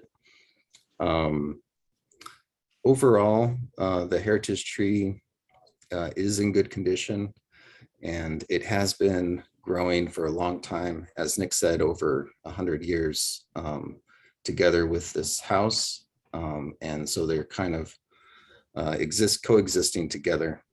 I didn't see any significant structural damage from at least the surface to the foundation of the house. And the elm leaf beetle is something that can be treated through insecticides. Since it is in good condition and was not found to be dead, dying, or dangerous, and especially since the tree does have options that are accepted in our tree industry as standard tree care options, as an arborist and as a municipal arborist, I could not recommend delisting the heritage tree. But I'll stay online if there's any questions that come up later. I'd be happy to help out. Okay, thank you very much, Jesse. The last slide I have for you here is Heritage Tree Committee statement. So as part of routine duties of the Heritage Tree Committee, comprised of community members and staff, they have visited this tree and reviewed the request to remove designation submitted by the property owner and also the urban forestry assessment and recommendations. It is the volunteers from the committee that have submitted the following statement, which I am presenting on their behalf. The Heritage tree number 26 is a community asset. The Heritage Tree Committee respectfully acknowledges the financial concerns, but unanimously opposes removal of designation for the following reasons. As mentioned earlier, this is one of the oldest and largest trees in Albina and only one of 2 trees of this species in the Heritage Tree Program. Removal of this tree removes a valuable community asset that cannot be readily replaced. Large trees such as this elm provide vital public health and environmental services in an area with low canopy, higher air pollution, and heat island effects. As an irreplaceable landmark in Albina, the tree has witnessed the history of this neighborhood for the past 130 years. In good health and structurally sound, removal of its designation would allow the tree to be removed without compensation, undermining the integrity of the program and removing a valuable community asset. So now for the next steps, we have 10 minutes for the requester testimony, followed by 10 minutes for any public comment. And then 25 minutes for the UFC deliberation. Again, that's discussion, questions if you have them, and then the motion to either recommend removal of designation to City Council or not recommend removal of designation to Council. And a vote to recommend removal of designation requires at least 6 votes. And so now I turn the floor to the co-chairs to manage the next steps here. Thank you. Thank you. Thanks, Nick and Jesse. So we have 35 minutes left. There's 45 minutes designated for this time. So we'll kind of see how it goes. And hopefully we'll have enough time to deliberate and take action. How many people, there's the property owners, how many people other than the property owner wish to speak today? 3. 3, okay. So about 3 minutes each, that's what we would typically do, so that works. And then we'll see where that goes with our own deliberations. So. As I understand it, my name's Tony Jones. I'm with the property owner. I'll explain my position, my role in a second. But Kimberly Moreland should be on Zoom online, wanting to speak. So I don't know how that works, but I just want to mention that. Yeah, oh, good. Brian, do you see other attendees? I do, yeah. I'll let Kim into the meeting so that they will speak as well. Okay, so the property owner can go ahead. Hello, welcome. Hi, thank you. I have a statement I'm going to read so we can just kind of stay on time. My name is Victoria Burton. I'm retired. My husband here is Delroy Burton, is semi-retired. We are the owners of the property of 4124 North Mississippi, built in 1896. We purchased the home in 2001 as an investment property because it was zoned commercial and located on North Mississippi. Our intent was to do some sort of development and leave to our heirs. 2 to 3 years after the purchase, by happenstance, I found out that it was a heritage tree. A tenant that was living at the property received a letter. The letter did not come to our home, who were the owners, and it was offering a pruning valued at that time of $2,000.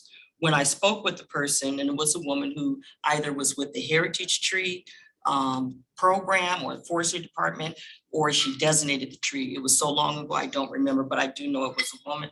And I know Gina Dake, is it, or Drake? She's familiar who that person is. This was the first time ever hearing the term. She informed me that we could not cut down the tree and we were financially responsible for the complete care and maintenance of the tree. And that if we didn't take care of the tree, the city would do so and place a lien against our property. Please note, the tree was not on title when we purchased it. I expressed that to her. She told me that she had been trying to get the Forest Department to do so to no avail. Prior to this, we had planned to cut the tree down due to the size, close location to our home, and the upkeep of the leaves, the branches falling, the debris that would fall onto the walkway, onto our stairs, made it pretty hazardous for people living there. As Jesse has said, the tree is only 8 feet, 8 feet, 3 inches from our foundation and 7 feet, 6 inches from our porch. However, the bulging roots that are there is only 3 feet from our stairs. And a lot of places, the tree roots are less than 5 feet away from our walkway. The roots severely damaged our front, back stairways, pathway to our front porch for a second time. And also the entire north side walk area, which is 62 feet, but we could only afford to have 18 feet repaired. The back walkway, you saw the different pictures where the tree, our back stairs, the flower box we had to remove because trees were growing up through there as well.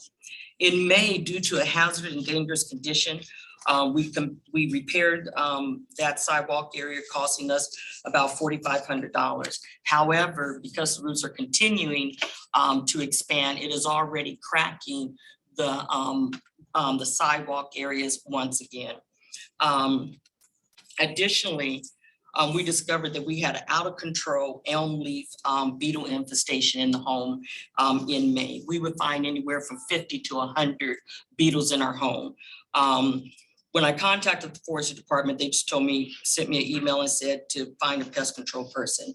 Talked about the tree, they said find an arborist. Also we did find a pest control company, and from August until January, they have been spraying inside and outside for every 2 weeks. Now by law, they can only spray 60 to 90 days. In November, when we found a huge amount of beetles, which you have pictures of, the pest control company told us that due to the size of the tree, the location of the tree, they would never be able to get our house to zero. And as you know, the beetle season is just around the corner. As Jesse cited in his report, that it will take several years to get the beetles infestation under control, which means our house cannot be rented. An arborist and the pest control person told us that we probably have tens of thousands of these elm leaf beetles that are in our house and around our house. In terms of, I can forward you pictures later, the entire tree, all the way to the top, to the bottom, all the leaves are infected. I didn't think that we had to bring those pictures, but I can forward it to you. Our neighbor, Mr. Rios, who bought his home for a Habitat of Humanity, you'll see that the branches are over his house, is causing a lot of moss. They're touching his house. He liked to get the branches cut back. He can't afford to do so, and we can't even afford to cut the branches from our home. In terms of the cost, we've gotten 2 estimates with the for the pruning. They're saying anywhere, complete pruning of the tree, which they're recommending, is going to cost anywhere from $13,000 to $15,000. There's an arborist, Cheryl McKay, that I provided you with her report. She said a pruning of the roots would probably cost anywhere from $150 to $200 a linear foot. Pest control so far is costing us $645. Concrete work, $4,500. Tree injection, anywhere from $1,000 to $1,600. The lost rent and mortgage, we are paying double mortgage. We're paying for all the related expenses. For a year, it's going to cost us about $27,000. We're trying to find out now to cover the roof vents, to look at the foundation. We did a sewer scoop 13 years ago, and there was roots going into the sewer line. We haven't had that. Looked at again. And if we do all of this work, and plus the lost rent and everything, we're at about $40,000 to $60,000 just for the year, and then the ongoing. I have asked several times over the years for help with this tree. In August, when I called and asked for help, nothing was really done except for an inspection. We know the tree is healthy, but it is damaging and continuing to damage our foundation.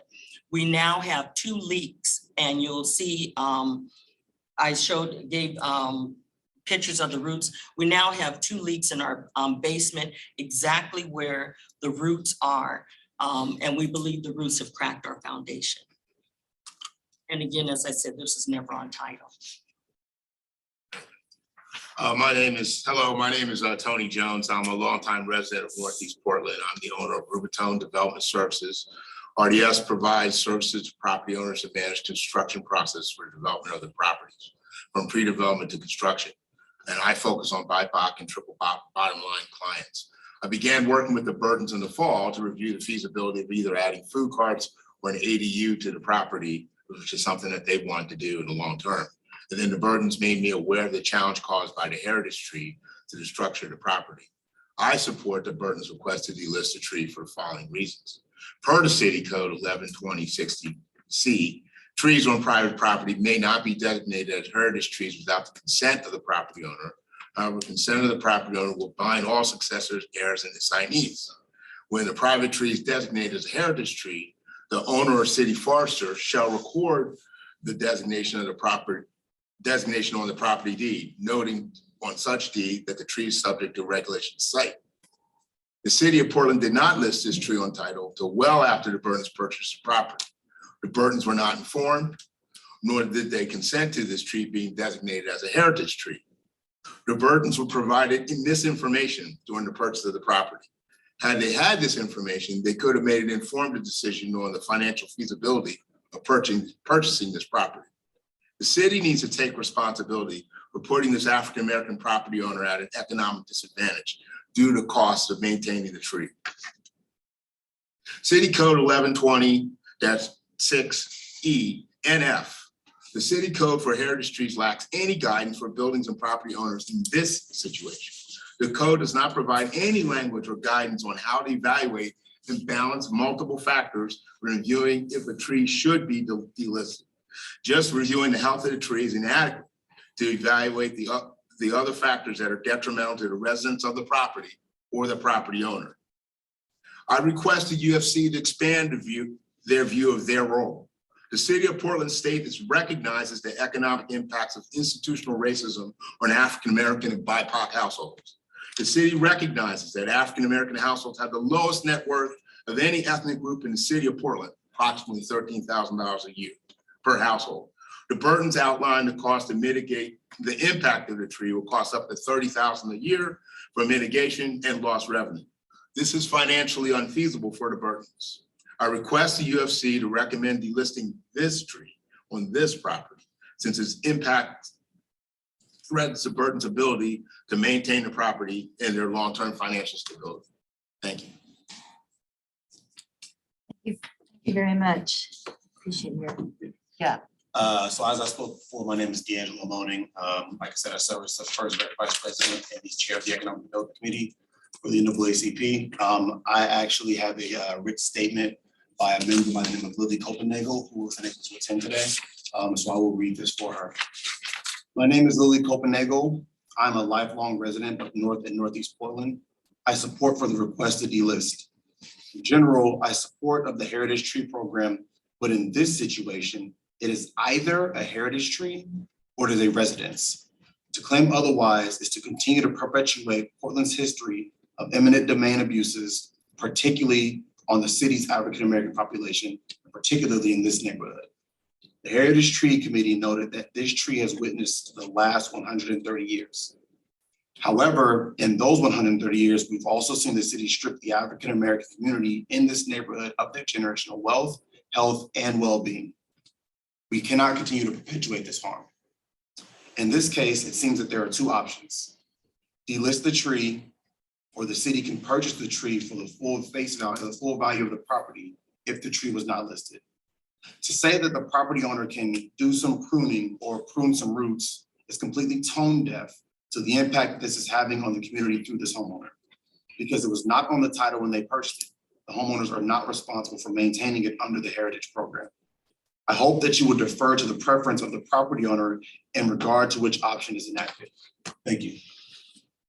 Thank you. And is there Yeah, someone Kim. on Oh, the, sorry, go ahead. was it Yeah. Kim Moreland? Yeah, Kim Moreland. Yeah, Kim Kim. Moreland? Can you hear me? Yes. Yes, we can. Okay. Welcome. Yes, thank you. Greetings, commissioners. My name is Kimberly Moreland. I'm a community historian and owner of Moreland Resource Consulting. I worked with Victoria Burton while I was a project manager for Prosper Portland. And at that time, we invested significant resources to redevelop and maintain 4124 North Mississippi. And I support the Burton's request to delist the heritage tree because of the following reasons. Victoria and Upton Burton are longtime African-American community members and property owners. The location of the tree on their property poses significant threat to the building foundation. The infestation of the beetles in the house directly caused by the tree threatens anyone who wants to inhabit the building. And as a result, it's creating economic environmental hardship for the Burton. And also, significant public investment was allocated to redevelop and restore the property. And as a community historian working with many heritage groups, including I'm a member of the Portland Historic Landmark Commission, I value preserving and protecting historic resources. And however, in this case, I believe that saving a heritage tree causing so much damage to the built environment, the historical structure, while limiting the property owner's rights to utilize the home far exceeds the importance of maintaining the heritage tree listing. And as I listened to Mr. Nellis and staff talk about the recommendations, I saw that none of them really talked about the impact of maintaining the listing on the property owners. And I just plead that as public officials that we really start to be more mindful of the impact to people and make our policies more humane. I respect the significance of the tree, and but I still think we need to recognize and value the property owners and the people that we serve. Thank you so much. Thank you, Ms. Moreland. Is there anyone else who wants to speak to the issue before we open for questions? I guess I just really want to speak about this property owner. So they've worked really hard. I've been in the community for a long time. And a lot of people will just talk and say, I want to be treated fairly. Victoria and Austin, they've really worked to the best of their ability. They're citizens and property owners. Are not government officials. They're not lawyers. They're not those types of professionals. But they've worked really hard to follow the rules. They've worked hard to research as much as they can. They worked hard to do all they could with the resources they have to try to name trading tree, figure it out. And when it became, particularly last fall, that no one could stay on the property because people saw the beetles and went, I don't know if I'd want to live in that situation. So I really applaud them for their level of professionalism of how they worked at this. It wasn't just delisted. It was really let's try to see how we can grapple with it. I just really want to say that about them as property owners in terms of how they're really working hard to approach it in a very professional manner. Appreciate that. And the last thing that I would add to this is that what I want people to really understand is that if this tree is not just delisted, we're going to lose our property. We will absolutely be forced out of our property. And that just doesn't seem fair. There's nothing that we've done to cause this. And then no matter how much money, as you're seeing, that we're pouring into this, the root expansion is going to continue to damage the property. As I said, out of the 60 feet of walkway, we were only able to afford 18 feet. The other portion of it still needs to be replaced. There's gaps, there's trips. It's going into our foundation. And we are paying the mortgage and other related expenses. And we have our own primary home. And if you don't, you will be taking this property out of our hands.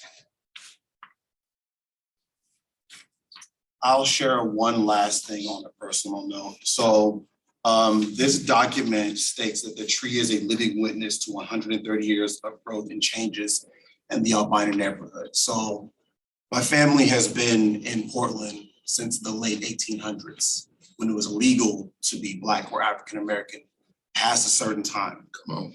My family has served this community for that entire generation. We've worked in the shipyards. Otto and Verdell Rutherford, who were the president and the secretary respectively of the NAACP, fought in 1953 to pass the Oregon Bill of Rights, or Oregon Civil Rights Bill.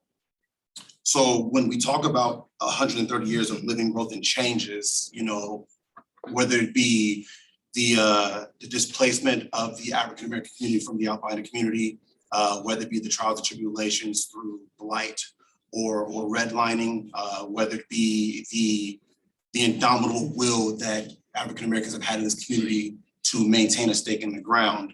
I would dare say that with my family's legacy, having been here for this time, that I too am a living witness to over 130 years of growth and changes in the albino neighborhood. And I cannot say that many of those growth and or changes have been positive for Black or African American people. And so I deeply implore you to consider delisting this tree. Otherwise, we will continue the perpetuity that is the displacement of Black and African American folks from this city. Thank you. Thank you very much. We have one more person who signed up ahead of time and they have their hand raised. So I'm gonna let Karen in very quickly. Oh.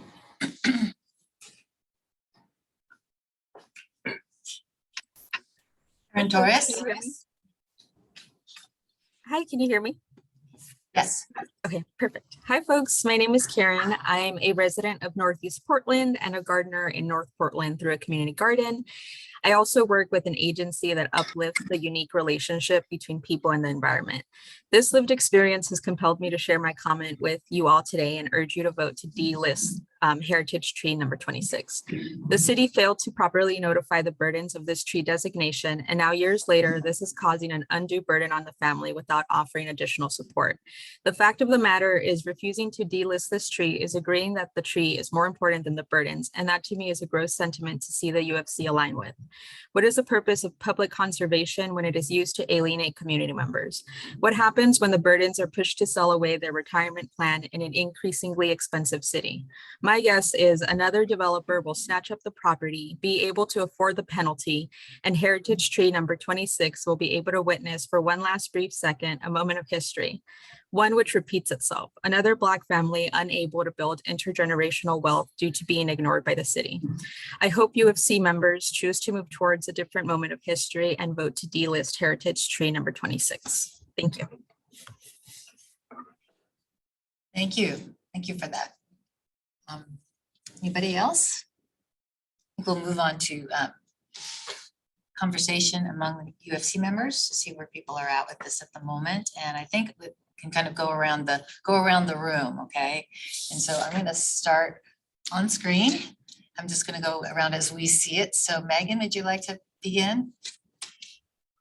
Sure. I think I have quite a few questions, so I want to be mindful of time, but I am curious from a city perspective, what is considered an economic hardship? I know that this has come up in the past, so I would ask if that could be spoken to. My next question is, if this tree wasn't a heritage tree, would it be approved for removal, particularly because location to the foundation?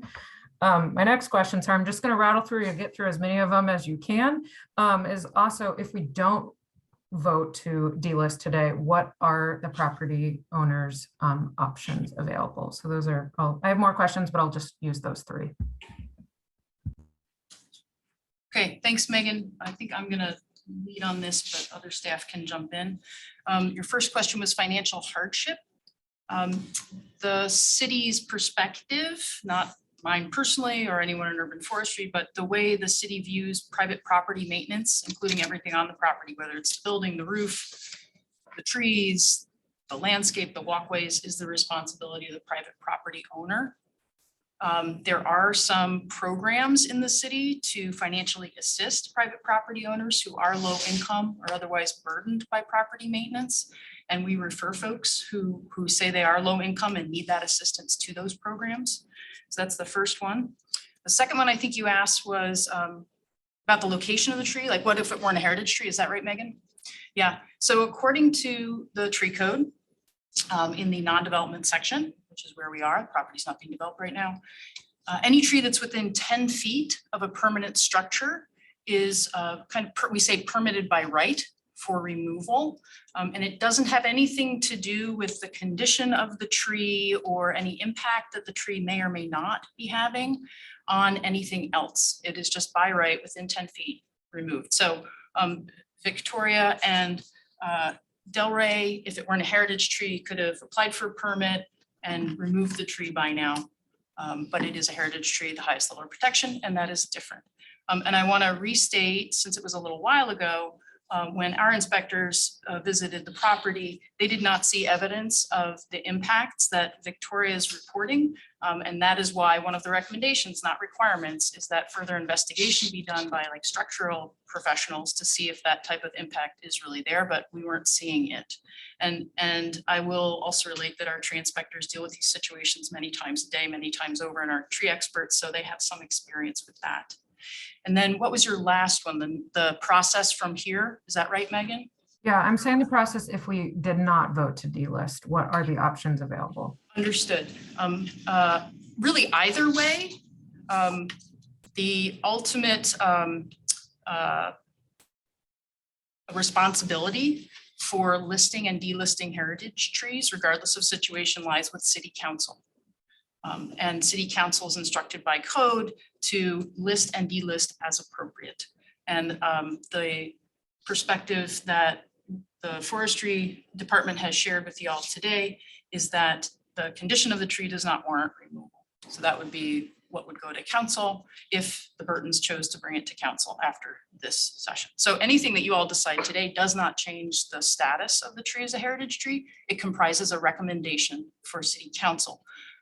Should the Burtons want to go to City Council and have them consider it. And any of the forestry team who are often better at this than I, if you have anything to say, please throw it in there. I do have a comment for that. When you said that what we show doesn't show the damage, whomever the supervisor was that I told you that I spoke with, and Nick, you may know who the supervisor was back in August because you called me after the supervisor called me. She pulled up a picture, and it's also I can put it in my packet of the old house with the yellow lines. That was from 6 years ago, prior to 2020, and the house is red and green, where it shows that it's lifting. The sidewalk is being lifted, the stairs are being lifted.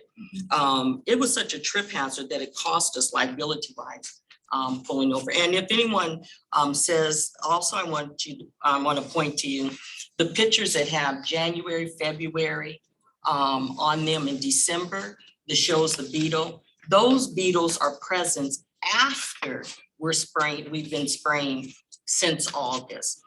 We continue to see beetles. As a landlord, and many of you probably think about this as Mr. Jones has said, would you want to live with bugs?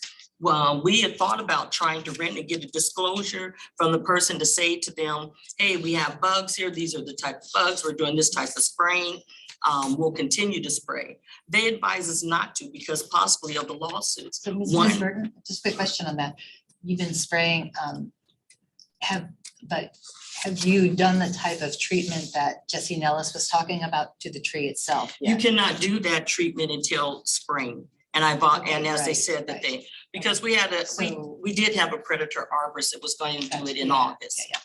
And I can pass it around if anyone wants to see what the elm leaf beetles have done to what they do to the tree, to the leaves. And this is at the top of someone else's house, and you can see all the skeleton leaves. So if you do need to see that, you can. Additionally, if you look, there's a root. I think we need to keep going. Okay, I'm sorry. because, yeah. We have 10 minutes left. I kind of want to just do a little process check because I don't think we're going to get through hearing from everybody and the conversation that needs to happen by the time this meeting is scheduled to end in 10 minutes. So go ahead, Justin. It's okay if I speak. I had a lot I wanted to say about this. As I said, Just 1 second, because I'm just trying to figure out whether we, what we're going to do, because a lot of people may have to leave. I actually have to leave for an appointment by 11:30 or 11:35. So, you know, I'm just trying to, it doesn't seem like we're gonna have time to do the conversation we need to have to give this the important attention that it needs. And so I'm trying to figure out where we go from here. You know, one option is to keep going, and if enough commission members and staff could stay till noon, and our guests, that is an option. Some of us would have to leave. Another option would be to continue till 11:30 and defer this to next month so that we can continue the discussion. Are there other options that I haven't thought of? I think we could take a few minutes to take any more questions or comments. And then it can be up to the UFC. I think UFC can hold a vote because it takes 6 votes to delist. So I think we could see if there are 6 votes. And then if there aren't, maybe we could also ask the UFC if they wanted to consider this next month. So I'm just thinking if there is. Yeah, I think before we do that, we see if people are comfortable taking a vote without having had a chance to speak or to hear what the perspectives are. Because even if there are 6 votes, that could change over the course of the discussion. I wouldn't want to shortchange that process. Okay. Maybe I think we should go to 11:30, so we do have some hands raised. Okay. And then, Yeah, I want to make sure everyone who wants to speak has a chance to speak. Melinda?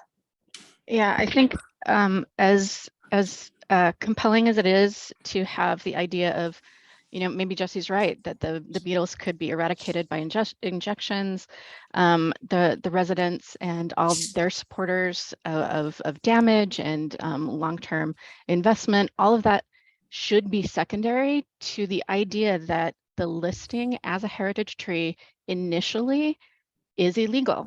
You know, that's a really strong argument that fundamentally this should never have been listed without the homeowners' involvement. It was not part of their process. That should be probably addressed before all these other concerns. Like, is this fundamentally, should it have never been listed?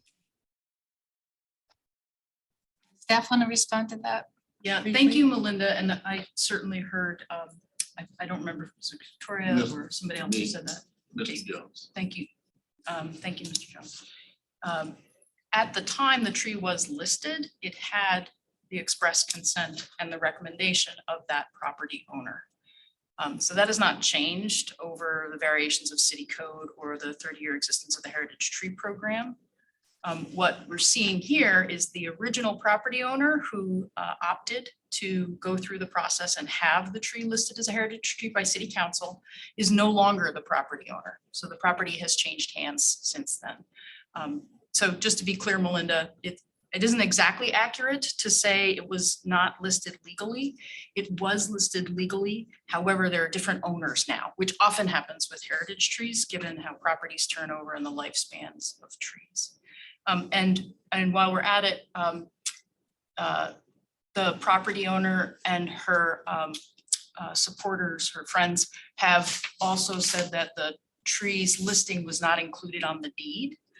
And that is true because at that time, the city code did not require that.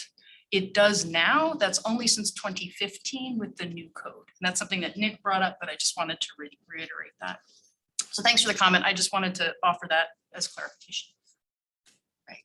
And I would imagine the vast majority of the trees that have been designated were designated prior to that requirement that it be on the deed as well. Do you know the numbers, Nick, as the manager? I do not know the numbers. No, yeah, I know what you're saying. But we have since then, like we keep up this communication with the property owners who have heritage trees now, and do try to help them if it's not something that's already on their deed, get it on their deed. Okay. That I can say. Thanks. What kind of help? What kind of help? Nick, could you speak to that? Oh, He runs the program. For facilitating the administrative process of getting the heritage tree on deeds, we we ask property owners to sign a form. The deed paperwork, we file that with the county assessor's office and pay the fee that's required for that. Well, I understand that what you're saying, But the property owner, and that's really was my point, is it wasn't so much that, yeah, the tree wasn't designated, but it wasn't on title, so there was no way for her to know. So if a property owner, even if it was inadvertent, maybe they didn't mean to not tell the person, they had no way of knowing. And if it's not on title, there's no way for someone to know. Yeah, I understand that perspective. So that, I mean, you know, they make a decision to buy a property based on what they know. Right. And I'm gonna represent the city's position on this, again, not my own personal sentiments, but when one purchases a property, it's kind of buyer beware, and there are a number of things that may or may not be disclosed. It's unfortunate that this wasn't clear and obvious. We do try to maintain plaques on the heritage trees. The day somebody leaves, though, they may be gone. That's really all we can say to that. It has been a very large tree for a long time and a clear feature of that property for a long time as well. Justin, you're chomping at the bit. I think you Yeah. should go So, ahead. As I mentioned when we began this meeting, my family's lived in North Portland for 4 generations. I really appreciate the burdens and the community being here. And I like to thank Victoria, because if I remember correctly, you're a former city employee that's served the city for many years. So I'd like to thank you for your service. I'd like to thank D'Angelo for his comments on the history of the city. I meant to originally speak on that, so thank you for speaking on that.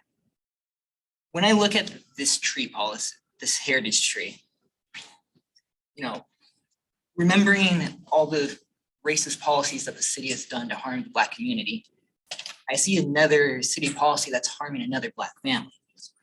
And when I think about our ability to recommend delisting this tree, you know, I think it's really important that we recognize that legacy and how our ultimate vote plays into that legacy. Where is it? And personally, I am very much in favor of removing this tree. You know, what makes a community is the people, not a tree or the buildings. And I just feel that, for example, with the letter written by the, what is this, the Heritage Tree Committee. When I read through the recommendations of the committee, I found various statements, although I don't think they're intentional. They were very inequitable and contain a lot of harmful messages that I don't think represents our mission to create equity when it comes to trees. So, and I implore my fellow commissioners to think of the legacy of this neighborhood and how we play into that legacy. Thank you. Thank you, Justin. I just want to know that JR and Darrelly have had their hand up for a while. I know that Darrelly needs to leave fairly soon, so if we can do those comments really quickly and then talk about the next steps. Yeah, so I do have to drop off now. I do think this is an important topic. I do have a bunch of follow-up questions and would like to continue to engage, and I would like the opportunity to vote as well. I request that we push this to next month. I am very sympathetic to the time this has taken for those that have appeared at the meeting today, especially the homeowners, but I think this is a very important topic. There's a lot of information to discuss, and so I would like the ability to meaningfully participate in another meeting and ask more questions. I'm going to hold my questions and submit those separately in the chat, but for the interest of time, and thank you, everybody. Thank you, Darrelly. So it's actually our call time, and I feel the same way Darrelly does, and I do want to hear from everyone if possible. And so if it's okay with everyone, would you guys be able to come back? Well, my comment is she can't wait a month.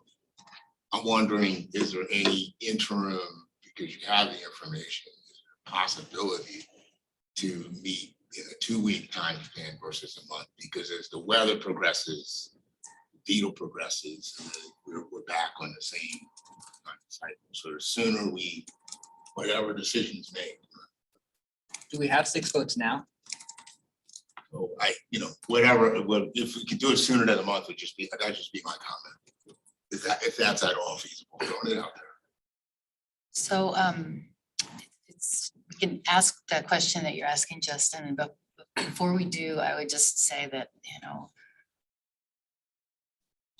I always think about unintended consequences. I always think about alternatives, and I don't know that we've explored all the options yet. I think about the 380 trees that are out there and all the other property owners, and some of which may be experiencing the same thing in different parts of the city. And having worked at these kinds of programs and knowing that, I really appreciate what your comments were about the Heritage Tree Committee. And I know that they do their best to be mindful of being consistent across cases so that, and rigorous in terms of their recommendations to designate or to de-designate. And tomorrow we could have 10 more owners coming in with similar issues. I have a huge tree like that. It's doing the same thing. I don't have the beetle, but I have the roots. I have the thousands of dollars worth of pruning, but not everybody's in the same place with their capacity or their history or, and so, but I think you really need to think about,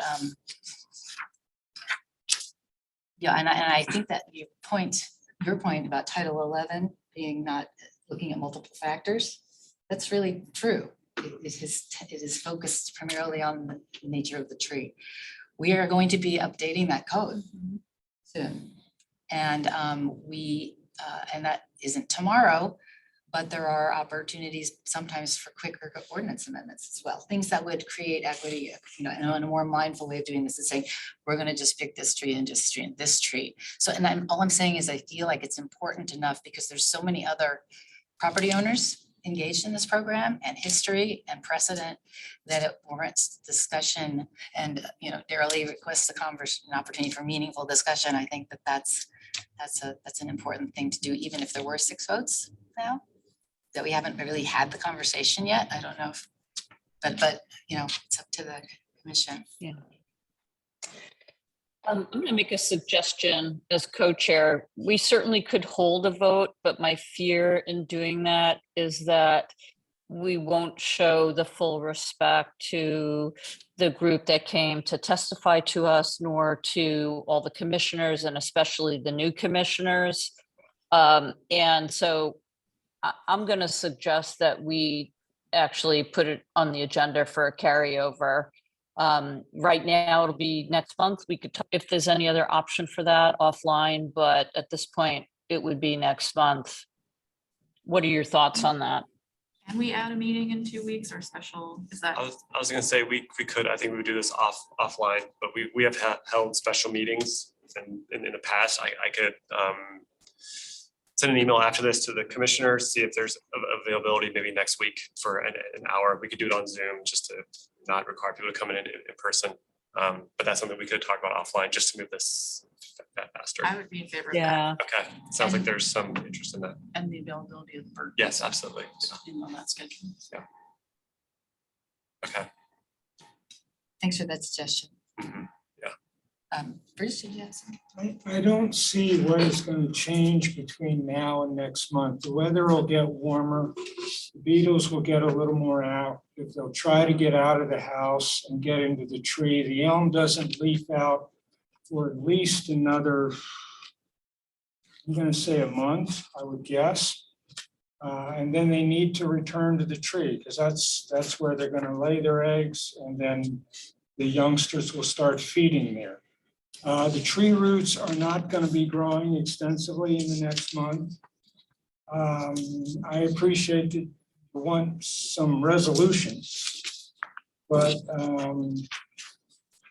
I think it's going to be very hard to have the discussion that this deserves because this has strong ramifications for the whole heritage tree program. Yes, I know it has ramifications for you economically, but I also know that to remove that tree is probably $20,000 plus because you need a crane to get it, and everything is heavy. So I'm sorry that we can't make the decision you want today. I just don't think we need to discuss this more because it affects many people. I mean, I think doing a meeting in a week gives us more time because we also are going to have other agenda items next month we have to talk about. Yeah. So it is a way to actually add more time for this. Yeah. And I would say 90 minutes. Yeah. Okay, Yes. that sounds good. We are over time. I know people have to leave. I will reach out to everyone here to coordinate that for next week. Excuse me, just one last thing I want to leave with you as you go. When you say the beetles are going to start going out, the beetles, as the arborist has said, uses our house as a greenhouse. They were in there all summer. Person said, why are they in there? Maybe it's because air, there's no air. They use our house as a greenhouse. They are present all year long inside the home. There's nothing to feed on. I don't know why. I'm not an expert. All I can tell you is all I can tell you is they were present in our home all year long. That's why they started spraying in August and continued to spray. And I have the pictures to show you. And additionally, the last thing is, when you're saying that there's no evidence that the foundation isn't being penetrated, Jesse saw the stairs and there's pictures in there where the stair is discolored, where the water is coming in from the foundation, connected to the root that you see that's in the house is kind of purple on the side. That's the exact spot where the water's coming in, and then one also lower. I just wanted to leave you with that. And please, people, please keep in mind, every day gets closer and closer to forcing us out of our home.